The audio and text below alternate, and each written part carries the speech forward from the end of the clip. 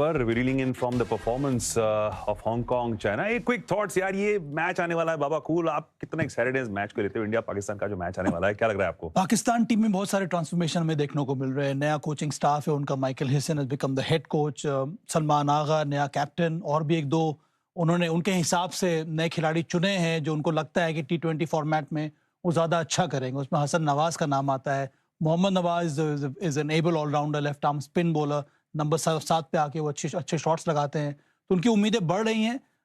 पर अंतर एंड में एक्सपीरियंस और क्वालिटी का बहुत ज़्यादा हमें एक बार फिर से नजर आएगा इस इंडिया वर्सेस पाकिस्तान क्लैश में। इंडिया मेरे हिसाब से बहुत ज़्यादा आगे है इन सभी बेंचमार्क में। T20 का मुकाबला है, कुछ भी हो सकता है, मजा जरूर आएगा। सो प्लीज 7 बजे you have to be out here to watch this epic encounter.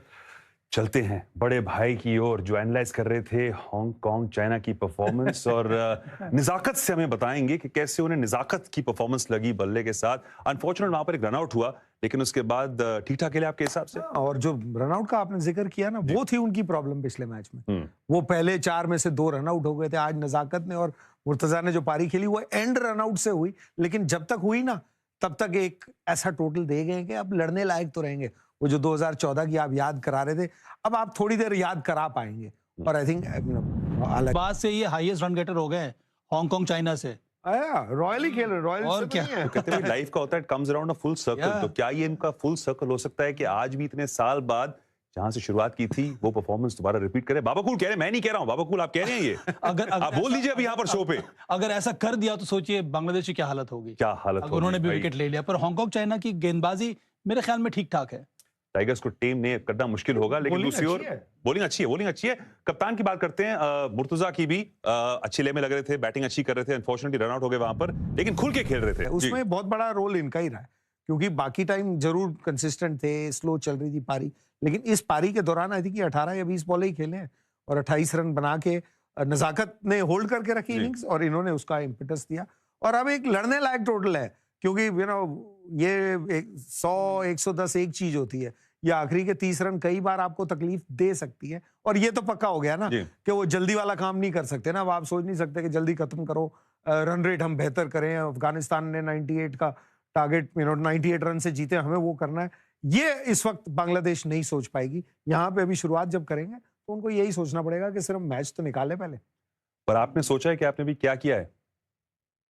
नजाकत दिखाई मैंने अंशुमन रथ के साथ आपने जो किया है, उनका ध्यान ही गलत जगह। देखिए उन्होंने ऑफर किए थे, उन्होंने पैसे ऑफर किए थे कि आज वो अगर 100 रन बनाएंगे, लेकिन भाई कुछ तो प्रॉब्लम है, कुछ कार्मिक प्रॉब्लम है कि आउटसाइड दी ऑफ स्टंप जब खेलते हैं, जब बार लिटन दास और बॉलर दोनों ने बहुत ही कॉन्फिडेंटली वो DRS लिया था और उसका अंत में फायदा हुआ। कीपर का रोल बहुत इंपॉर्टेंट होता है। सर ये बात आप हैं तो सब कुछ है, वरना कुछ नहीं है। बाबा कूल ने कह दिया भाई, कीपर हो तो सब कुछ हो। और ऑपोजिशन में जो है कीपर, वो कप्तान में लिटन दास, और काफी उन पर निर्भर होगा कि किस तरीके से उनकी बैटिंग होती है आज।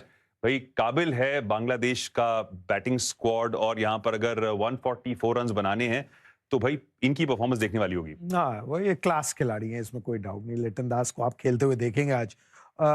फास्ट बॉलर्स के विरुद्ध ज्यादा अच्छा खेलते हैं। हालांकि यहाँ पे जो चुनौती है वो स्पिन गेंदबाजी के विरुद्ध। कप्तान मुर्तजा भी और एक नाम मैं बोल रहा हूँ, सीनियर खिलाड़ी ऑफ स्पिनर जो है, इनकी स्पिन गेंदबाजी जो हांगकांग चाइना की है, वो आपको सवाल जरा ज्यादा पूछेगी। लेकिन लिटन दास टॉप ऑफ द ऑर्डर आते हैं अमूमन, तो उनसे बढ़िया खिलाड़ी संभाली लिटन दास ने। क्या लगता है कैसे उतर के सामने आएंगे? अब मैं यही देखना चाह रहा हूं कि इस समय अप्रोच क्या होगा बांग्लादेश टीम का। भारत ने क्या कि उन्होंने अप्रोच अपना दिखा दिया है।